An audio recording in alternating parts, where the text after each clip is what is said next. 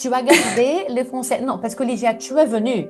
Je t'ai appris à parler bonjour. Bonjour, je m'appelle Bonjour. Lygia. Et maintenant, nous sommes en train de parler de ta vie, du passé, du présent, du futur. Ça, c'est la première page seulement. Montre-moi d'autres pages. Alors, j'ai fait seulement ces cathédrales ici parce que je veux décrire beaucoup de choses pour ça, parce que j'aime beaucoup des cathédrales et je veux décrire beaucoup de choses. Et Alors- l'autre dessin?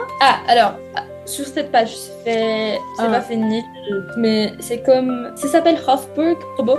Ça se passe rien. Et ici, je fais des autres, mais j'ai besoin de aussi utiliser le stylo.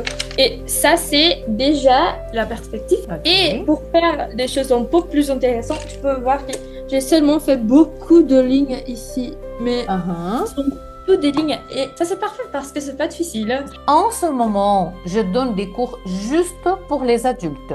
La seule exception pour mon agenda, c'est toi.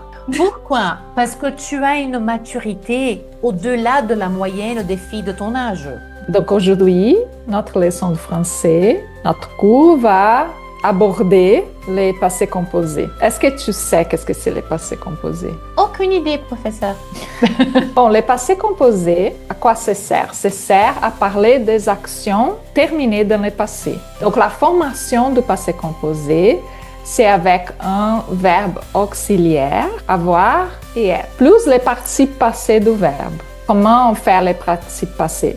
Hier, je suis allée à l'école, donc tu vois que les participes passés ici, du verbe aller, ça finit avec et avec accent aigu. Donc la maison de verbe être. Et c'est les verbes réguliers, on doit mémoriser les participes passés. Aujourd'hui, je vais vous parler de l'intelligence artificielle. C'est l'ensemble de technologies qui peut simuler certaines capacités humaines, comme l'apprentissage, le raisonnement et la prise de décision. Et désormais, elles prennent une place centrale dans notre société. Dans notre quotidien, l'intelligence artificielle est omniprésente. Dans le domaine du travail, l'IA peut remplacer, par exemple, ou peut être utilisée pour des tâches qui sont faites répétitivement.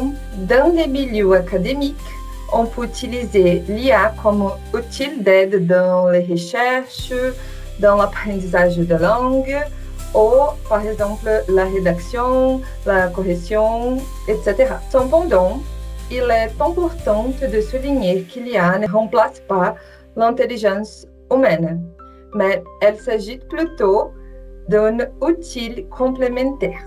Malgré ces nombreux avantages, l'IA soulève des questions éthiques